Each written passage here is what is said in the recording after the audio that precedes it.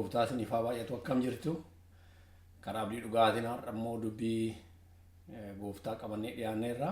Har'a dubbiin qabannee dhiyaanne mata dureen isaa ergama guddaa kan jedhu wangeela keenya keessatti dubbii guddaa kan ta'e, ergama guddaa kan ta'e, ajaja guddaa kan ta'e, amantootaaf gooftaan keenya kan akka hojjennu bara lafa kana jirru lafa nu kaa'ee deeme nutti dubbate hafuura qulqulluun immoo gara saniin kan nu gaggeessudha.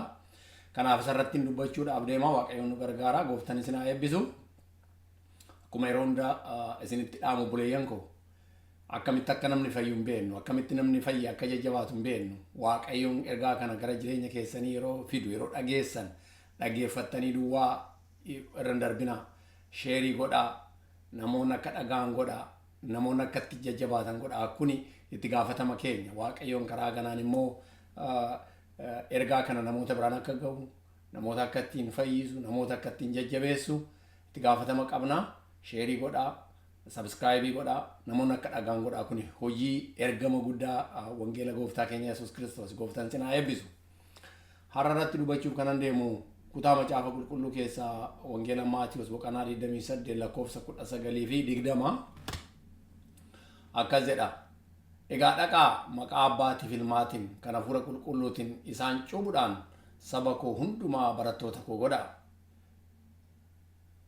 Kanaan waan isin abboome hundumaa eeguu isaanii barsiisaa. Kunoo ani immoo hamma dhuma baraatti guyyaa hundumaa isin wajjinan jira isaaniin jedha wangeelli ulfinni Waaqayyoof haa ta'u. Egaa ergaan kun akkuma isiniin jedhe ergaa yookaan ergama guddaa Great Commission, the Great Commission jedhamee kan waamamu wangeela keenya keessatti yeroo baay'ee ergaa guddaa, hojii guddaa, itti gaafatama guddaa, ajaja guddaa Waaqayyoon amantootaaf kaa'e waldaan kiristaanaa kan hojjettu, amantoonni hundi kan hojjetan bakka hundumatti jechuudha kan hojjennu. Kanaaf dubbiin kun maal akka fakkaatu, ergamni guddaan kun maal akka ta'e, the Great Commission jedhan kun maal, maqaadhumaaf immoo maali, Waaqayyoon maal dubbate hin jedhu yaada tokko tokko kaasee isinitti dubbachuuf yaala. Waaqayyoon nu gargaara. Ulfinni Waaqayyoof haa ta'u. Akkuma asirraa arginu ergaan kun jechoota raawwannaa yookaan kan ittiin hojjetaman ergoota yookaan yaadota gurguddaa of keessaa qaba. Xiyyeeffannaa yaada kanaa namoota karaa gooftaa keenyaa Yesuus Kiristoos fayyina inni kenne barsiisuudhaan akka fayyan nama bira gahuudha, namatti himuudha, wangeela lallabuudha, lubbuu haaraan akka fayyitu, namni du'e gara jireenyaatti akka dhufu taasisuudha. Maqaa gooftaa keenyatiin fayyina gooftaan keenya fide kuni maalummaa isaa barsiisuudhaan fayyina inni fide kana namatti himuudha. Giddugaleessi ergaa kanaa isa kana. Giddugaleessi yaada amma asirratti dubbisee kun kana. As keessatti gooftaan keenya maal dubbate? Deemaa kan jedhu ergaa kana keessa jira. Deemaa. Duuka bu'oota koo godhaa, cuuphaa, barsiisaa kan jedhu jechoota raawwannaa yookaan immoo action word jedhan kana as keessatti argitu. Maaliif gooftaan keenya yaada kana akka dubbate argina. Kanaaf yeroo hundayyuu gooftaan keenya waa'ee jecha kana yeroo dubbatu maal akka hojjennu, akkamitti akka hojjennu nutti hime.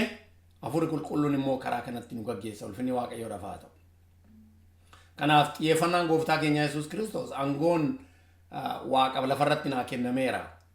Ani immoo haga biyya dhuma lafaatti si wajjinan jira. Deemaa, cuuphaa, barsiisaa, duuka bu'oota koo godhaa, gara wangeelatti lubbuun akka fayyitu taasisaa jechuu isaati. Egaa asirratti bakka bu'oota koo akka ta'an barsiisaa, bakka bu'oota koo akka ta'an, duuka bu'oota koo akka ta'an, duuka bu'oota koo akka ta'an, duuka bu'oota koo akka ta'an irra deebi'ee gooftaan keenya kan dubbatu. Egaa discipleshipiin kun yookaan barumsi kiristaanaa kun guddisuu of keessaa qaba. Dhumarratti gooftaan keenya kan dubbate kana amantaadhaan akka guddatan, vaaliyuu kiristaanaa yookaan beekumsa kiristaanaatiin akka guddatan barsiisaa kan jedhu of keessaa qaba. Ulfinni Waaqayyoof haa ta'u. Namoonni erga amananii booda amantaa isaaniitiin guddachuu, amantaa isaaniitiin gara gooftaa keenya Yesuus Kiristoositti guddachuun akka isaan irra jiraatu ergaa kanarraa argina. Ergaan kun wangeela Maatiyoos keessatti duwwaa miti kan tuqame. Maatiyoos gaa waa hunda erga rikoordi godhe, hafuurri qulqulluun erga isatti dubbatee waan baay'ee barreesse. Dhuma wangeela irratti gooftaan keenya erga tajaajila isaa lafa kanarraa xumuree yeroo fixu gara garbicha isaa Maatiyoosiin wanni kun akka barraa'u hafuura qulqulluun gaayidii isa godhee barraa'e dhumarratti jechuudha. Kanaaf ergaan kun Maarqos 16 lakkoofsa 15 irrallee in argina. Luqaas 24 46 48 hojii ergamootaa boqonnaa 1 lakkoofsa 8 irratti illee ergaan kun irra deebi'amee akkaawuntii kana keessatti kan arginaa jechuudha. Egaa jechi kuni ergaa deemuun kuni missionarii kan jedhamu jira, evangelize gochuun kan jedhamu jira.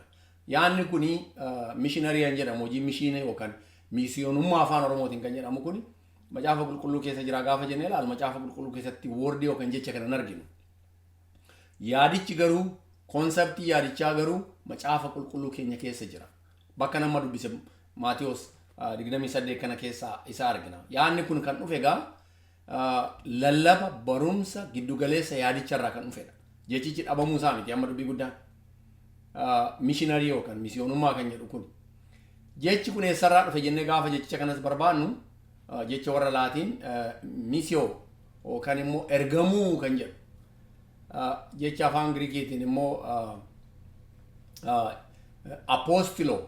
apostils kan jedhamu kanarraa innis mataan isaa afaan Oromootiin ergamuu kan jedhu asirraa akka yaanni kun caafame asirraa akka diraayivdi ta'e asirraa argina.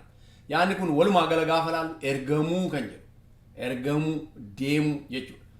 Egaa macaafa qulqulluu keessatti akkuma beektan jechi tokko tokko barraa'ee literally hin arginu yookaan jechoonni direct barraa'anii hin argine jiru.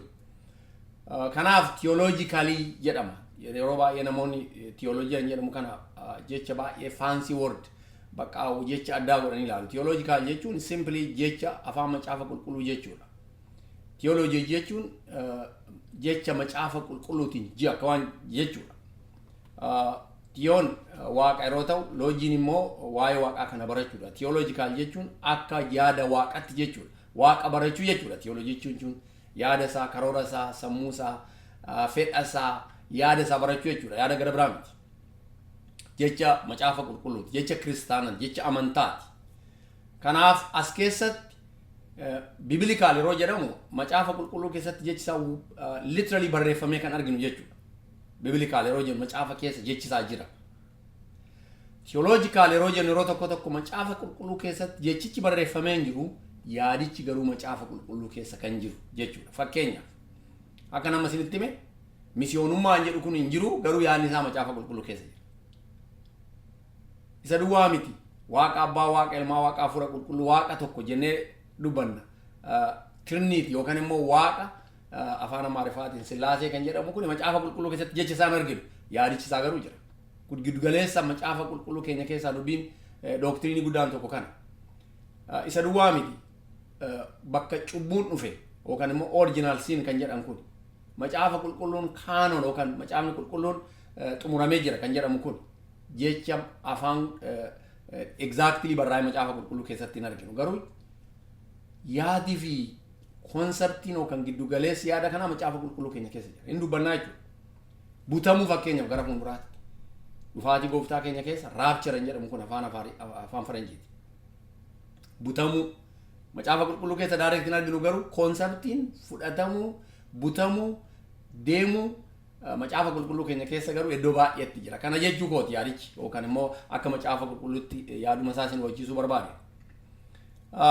Garaagarummaan evangelize yookaan immoo evangelize gochuu fi yookaan wangeela lallabuu fi miisiyoonummaa maalinni yeroo jennu yeroo tokko tokko yaadni isaa tokkos garaagarummaas qabu. Akkamitti tokko ta'u lachuu isaa macaafa qulqulluu lallabuudha. Kiristoos lallabuudha. Fayyina gooftaan keenya Yesuus Kiristoos fannoo irratti fide namatti himuudha. Namoonni akka fayyan gara fayyinaatti akka dhufan taasisuudha. Giddugaleessi yaadichaa isa kana asirraa dhufe yaadichi lamaanuu. Garaagarummaan isaanii maali? Lallabni wangeelaa yookaan evangelize gochuu kan jedhamu kun maatii keenyarraa jalqabnee abbaa, haadha, buleeyyan, ollaa, bakka hojii namoota arginu hundumatti waa'ee gooftaa fayyina gooftaa keenya Yesuus Kiristoos dubbachuudha. Iddoon filatu, naman filatu, haalan filatu, baay'ina namaa giddugaleessan godhatu. Kanaaf bakkuma arginetti jechuu kooti. Haaluma nu mijaa'e keessatti waa'ee wangeela gooftaa keenya Yesuus Kiristoos namatti dubbachuudha. Nama baay'ate ta'uu danda'a. Nama muraasatti ta'uu danda'a. Nama dhuunfatti ta'uu danda'a. Kuni kaayyoon isaas wangeela nama biraan ga'uudha. kaayyoo gabaabaa qaba, xumura qaba, yeroo tokkotti jedhamee waan xumuramu qabaa jechuudha of keessaa. Kun egaa afaan beenuun ta'uu danda'a, afaan namoonni hubataniin ta'uu danda'a, haala namoonni hubataniin ta'uu danda'a. Akkaataa kanaan wangeela namatti himnaa jechuudha. Kanaadha wangeela lallabuun yookaan evangelaayiz gochuun kun. Misiyoonummaan kun immoo yaadni isaa akkanuma ta'ee garuu inni maali? Asirra darbee deema wantichi. Aadaa ce'ee deema, afaan ce'ee deema, bakka tokkotti konsentireetidii godhaa, bakka murtaa saba tokko irratti fakkeenya bakka namoonni sabni tokko jirutti yookaan kutaan yookaan koominitiin tokko jirutti afaan saba sanii barachuu, aadaa saba sanii barachuu, akkaataatti nyaatan, akkaataatti uffatan, achi dhaqanii taa'uu, naannoo san jiraachuu, rakkina uummata sanii immoo qooda fudhachuu, rakkoo fayyaa yoo qabaatan waan danda'aniin gargaaru, rakkoo bishaan dhugaatii yoo qabaatan gargaaru. Misiyoonummaan kun waan biraatiin illee uummata deeggaruudhaan achuma ta'anii otoo walirraan citin wangeela babal'isuu jechuudha. Biyya keenya keessatti akkaataa kanaan bakka baay'eetti kan wangeela kan ittiin dhagaa ture. Ammallee kan ittiin dhagamaa jiru. Biyya keenya illee namoonni hojii kanarratti bobba'an jiru. Biyya alaatti illee namoonni biyya keenya dhufanii hojii kanarratti bobba'an karaa adda addaatiin jiru. Garaagarummaa biyyaan isaa kanuma. Kanaaf yaada concept yookaan yaadichatu garaagarummaa qabaata otoo hin ta'in akkaataa yaadichi irraa dhufetu yookaan immoo akkaataa yaadichi itti deemutu garaagarummaa qaba malee jechisaa the great commission yookaan immoo ergaa guddaa ergama guddaa kan jedhu kanarraa akka dhufe sirraa arguu dandeenya jechuudha. Bal'inni isaa akkuma isiniin jedhe evangelaayiz gochuun kun wangeela lallabuun kuni bakka bal'aas ta'uu danda'a, bakka dhiphaas ta'uu danda'a, nama muraasa ta'uu danda'a, haala muraasa ta'uu danda'a. Inni misiyoonummaan kun garuu bal'inaan yookaan immoo bakka tokko irratti xiyyeeffachuudhaan yeroo dheeraa fudhachuudhaan waldaa dhaabuuf adeema. Aga waldaa dhaabuuf adeema. Waldaa establish gochuu. Evangelaayiz gochuun kun haga saniin deemu. Namatti wangeela himuudha, wangeela lallabuudha, wangeela akka hubatan gochuudha. Inni kun garuu waldaa dhaabuu, achi taa'uu, namoota akka darban macaafa qulqulluu keessaa gaa itti deebiin dubbadhaa. Hojii ergamootaa boqonnaa 13 gaafa laaltan Phaawulos fi warri isa wajjin turan akkamitti akka naannoo uummata sanii deddeebi'anii waldaa akkamitti akka dhaaban, uummatatti akkamitti akka dubbatan, namoota jaarsoleetti warra Efesoon kanatti jaarsolee warra Efesoon boqonnaa 13 kana gaafa laaltan akkamitti akka walitti dubbatan, akkamitti akka walii kadhatan, akkamitti namoota biraatti dabarsanii akka deeman kutaa macaafa qulqulluu kanarraa argatu. Kanaaf hojiin misiyoonummaa kun takkaa gad dhaabannaan kan waldaa ta'e itti fufuu jechuudha. Amma gaa waldaa Efesoon gaafa jennu akkaataa kanaan kan dhaabatteedha. Waldaa warra Tasalonqee yeroo jennu kanaan kan dhaabatteedha. Waldaa warra Qolaasiyees yeroo jennu akkaataa kanaan kan dhaabatteedha. Waldaa hundumtuu Arroomiyaa ta'u bakka hundatti waldoonni jiran kun hojii misiyoonummaa achi ga'een kan dhaabatan ta'uu isaanii macaafa qulqulluu keenyarraa argina jechuudha. Har'allee hojiin hojjechuudhaaf Waaqayyoon ittiin ergaa guddaadha nuun jedhu kun akkaataa kanaan bakka waldaan hin dhaabannetti deemanii saba tokkotti gargaarsa godhuudhaan isaa wajjin dhaabachuudhaan hojii kanarratti bobba'uudha. Nasarri namoota muraasatu kana hojjetaa isaaniif kenname kan jennu miti. Namoonni kanarratti bobba'an baay'eedha. Nus karaa adda addaatiin as keessatti qooda fudhachuutu nurra jiraata. Qooda fudhannaan keenya kun qaaman naquu ta'uu danda'a. Waan qabnuun gargaaruu ta'uu danda'a. Kadhannaadhaan isaa wajjin dhaabachuu danda'u ta'a. Karaa adda addaatiin hojii misiyoonummaa hojii ergama guddaa kana fiixa baasuudhaaf waan hojjetamu irratti qooda fudhannaa jechuudha. Kanaaf walumaa gala gaafa laallu ergamni kun ergaa guddaa ta'uu isaa asirraa haga gooftaan keenya Yesuus Kiristoos deebi'ee dhufutti hojiin kun hojii nuu kenname. Ergama nuu kenname. Ergama guddaa, hojii guddaa, itti gaafatama guddaa. Amantaa namni qabu tokko yookaan immoo amantaa gooftaa keenya Yesuus Kiristoos hin qabu namni born again ta'e tokko hundumtuu yaada kana kan deeggaru, kan wajjin dhaabatu, kan hojii kana irratti bobba'u ta'uu akka irra jiraatu asirraa arginaa jechuudha. Kanaaf hojiin misiyoonummaa kun namoonni akkuma nama jechaa ture namoonni muraasni duwwaan deemanii kan hojjetan yookaan immoo horiin irraa fi biyya adda addaa kan deeman otoo hin ta'in itti gaafatama guddaa kan qabu Waaqayyoon nuuf ajaja kan kenne ta'uu isaa macaafa qulqulluu kana keessa. Kanaaf Waaqayyoon deema kutaa macaafa qulqulluu amma dubbifne keessa deema barsiisaa maqaa abbaa maqaa ilmaa maqaa hafuura qulqulluu maqaa waaqa tokkoon cuubaa dukoota boota akka ta'an taasisaa itti gaafatama guddaatu nurra jira jechuudha. Akkuma nama dubbachaa ture kutaa macaafa qulqulluu keenya keessaa hojii ergamootaa boqonnaa 13 gaafa argitanii lakkoofsa 2-3 hafuurri qulqulluun Phaawulosii fi Barnaabaas anaaf adda baasaa nama kana nan ergaa waldaa Efesoon naannoo san jiran waldoota adda addaa kana bira akka gahan jedhee hafuurri qulqulluun akka namoota achi jiranitti akka dubbate argitu. Yeroo san mootummaan yookaan impaayar Roomaa kuni waldaan akka hin babal'anne waraana guddaa keessa turan. Waldaan akka hin babal'anne wangeela akka hin lallabamne nama bira akka hin geenye akka namoonni hin dhageenye akka namoonni hin fayyine hojii mishiinarii yookaan misiyoonummaa kun akka galma hin geenye lallabni wangeelaa akka faallaa deemu namoonni akka kanatti dhumne gochuutu ture. Waaqayyoon garuu namoota kana itti fayyadame. Phaawulos itti fayyadame namoota isa wajjin jiran itti fayyadame yaadattoota jaarsolee warra Efesoon akkamitti Phaawulos wajjin akka waaqa kadhatan akkamitti akka waldaa adaraa walitti dhiisan kutaa macaafa qulqulluu boqonnaa 13 lakkoofsa 2 jalqabnee argina. Keessattuu lakkoofsa 48-47 naannoo san gaafa laaltan hojii ergamootaa kana maal dubbata asirratti Phaawulos Barnaabaas yookaan namoonni isa wajjin turan kunu naannoo sanitti wangeela lallabanii booda namoonni qalbii diddiirrachuu dadhabanii gara gooftaa dhufuu didanii Phaawulos faachi deemuu barbaadan. Yeroo waaqa kadhatan waaqayyoon garuu achuma turaa ani hojiin achii qaba namoota achii qaba hojii achi jira isaanis qalbii diddiirratanii deebi'anii wangeela kana gaafa lallaban namoonni baay'een wangeela dhagaan lubbuu baay'eetu fayye achitti miraakilii gurguddaatu ta'e jedhama macaafni qulqulluun hojii ergamootaa boqonnaa 13 kanarratti. Kanaaf macaafa qulqulluu keenya irraa arginaa jechuudha kan.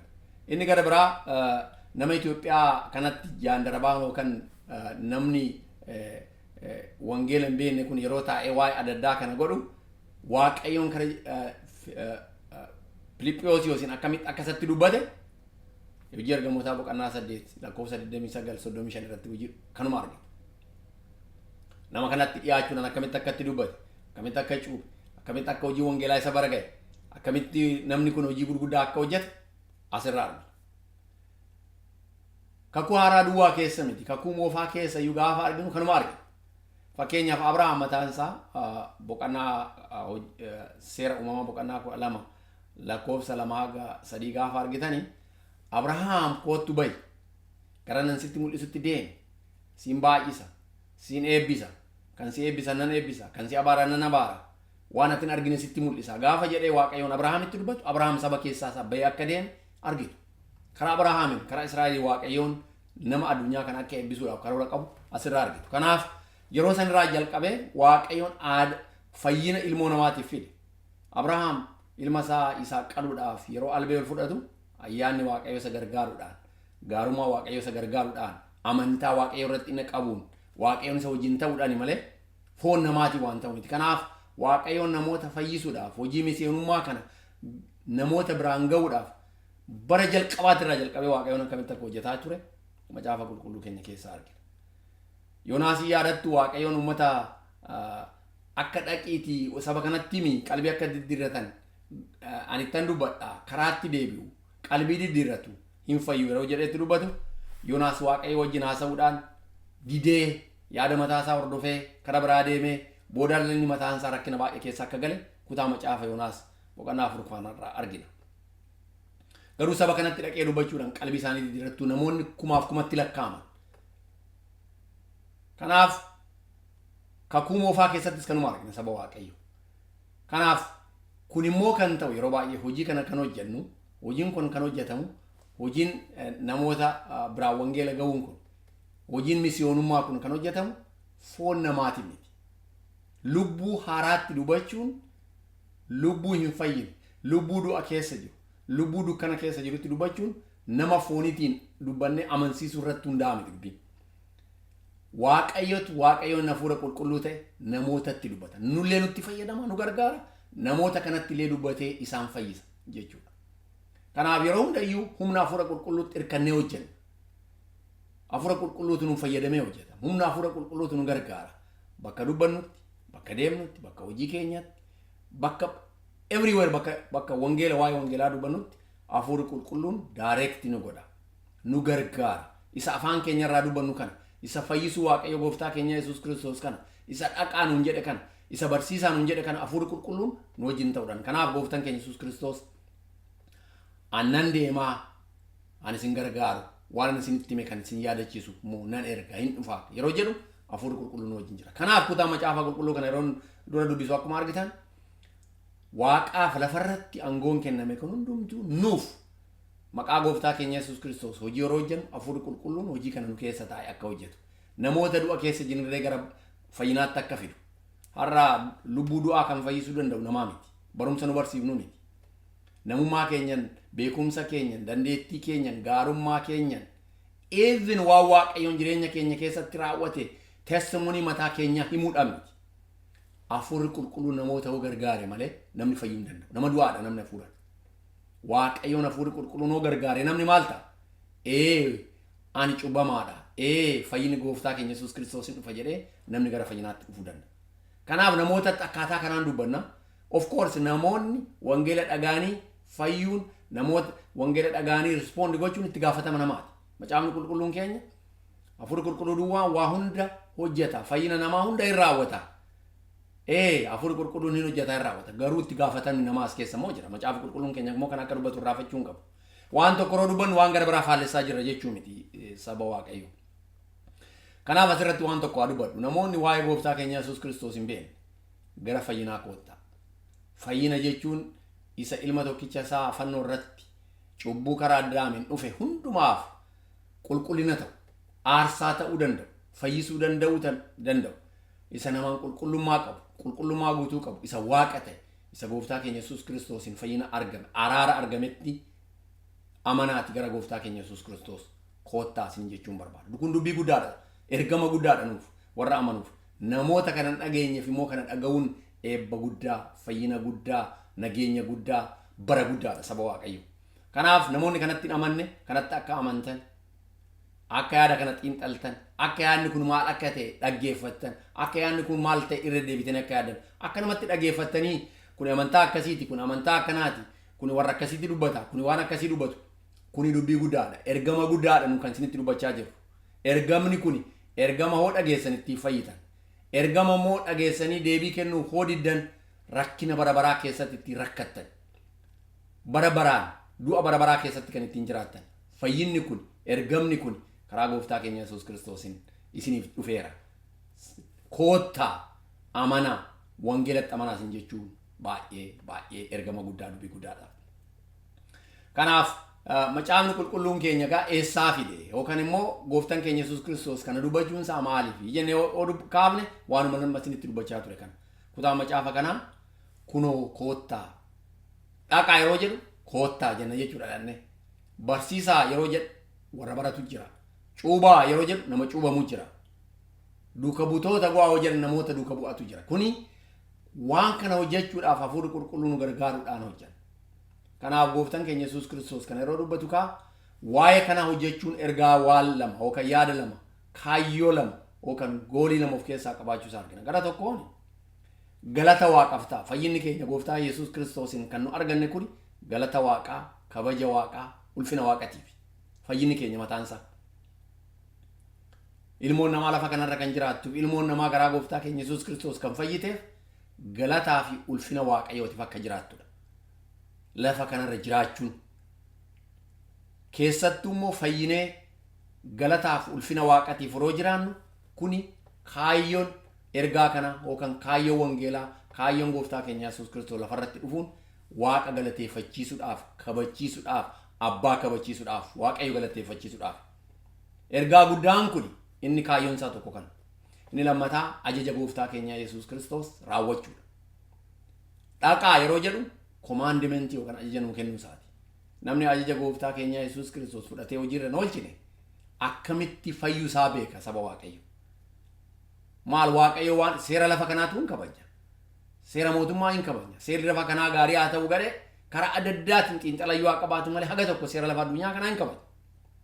Akkamitti ajaja gooftaan keenya dhaqaa dubbadhaan hin jedhe. Dhaqaa cuuphaan hin jedhe. Dhaqaa barsiisaan hin jedhe kana diduu dandeenya. Dhiisuu hin dandeenya. Ajaja guddaadha kun saba waaqayyo. Ergama guddaadha. Ergamni anaaf isiniif kenname isa kana ta'uun jireenya keenya keessatti dubbii guddaa ta'uusaa irraafachuu hin qabu.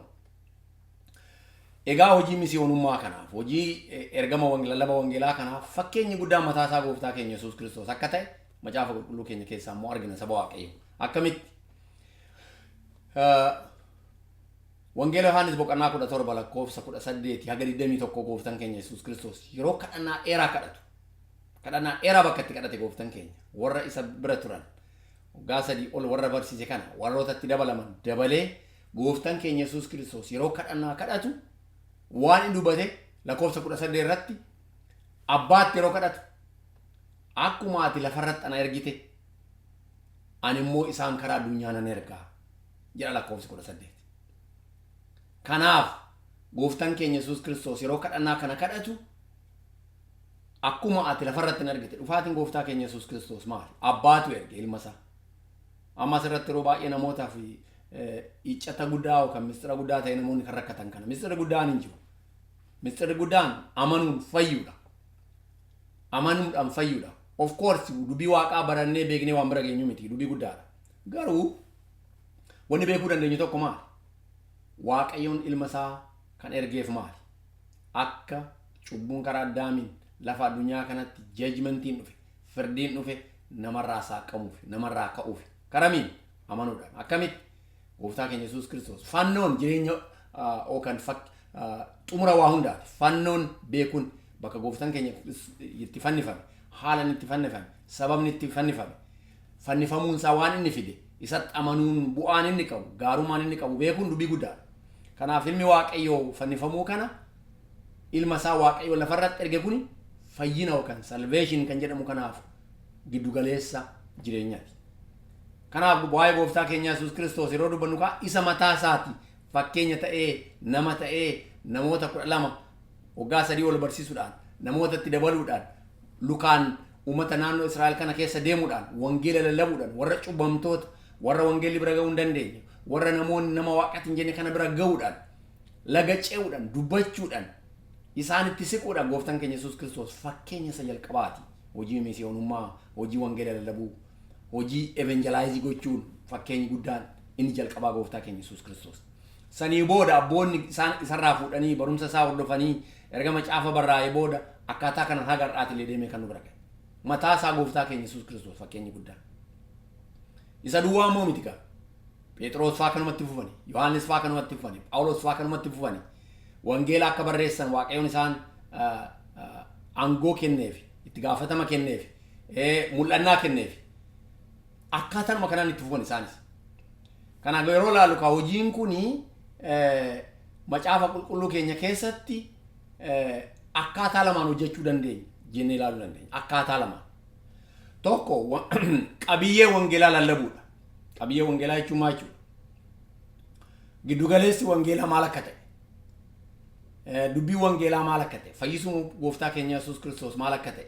Dubbachuu, araarri dhufeera, fayyinni dhufeera, gaarummaa waaqayyoo dhufeera, kunoo nu gidduu jira, har'a wangeelli nu harka jira, wangeelli kun karaa fayyinaa karaa jireenyaati, amanaa, waaqayyoon mirmadummaan isaa guddaadha, firdiitu jira, firdiin du'a bara baraatu dhufa, jireenya bara baraatu jira, hin gowwoominaa, hojii seexanaa keessatti gowwomtanii nafinaa, koottaa fayyaa, wangeelli keenya kana jedhanii namatti dubbachuun qabiyyee wangeelati.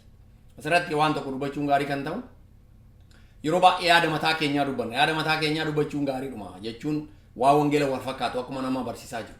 Yesuus gooftaadha jedhanii namatti dubbachuun gaariidhuma wangeela akkas waan jedhuuf. Garuu Yesuus gooftaa maaliif akka ta'e? Akkamitti akka gooftaa ta'e? Kutaa macaafa qulqulluu kamtu kana akka dubbatu dabalee dubbachuun nurra jiraata. Yeroo baay'ee dubbii nu dubbannu yookaan konkolaataa keenya irratti maxxansinee deemnu caalaa kutaa macaafa qulqulluu kamtu kana dubbataa wajjin kooti goonee namoonni akka hubatan yeroo goonu namoota ergaa guutuu ta'a saba waaqayyo. Inni tokko kana qabiyyee wangeelaa yookaan immoo yaada wangeelaa giddugaleessa waaqaa maan wangeelaa kana dubbachuudhaan namoonni gara amantaatti akka dhufan taasisuu dandeenya.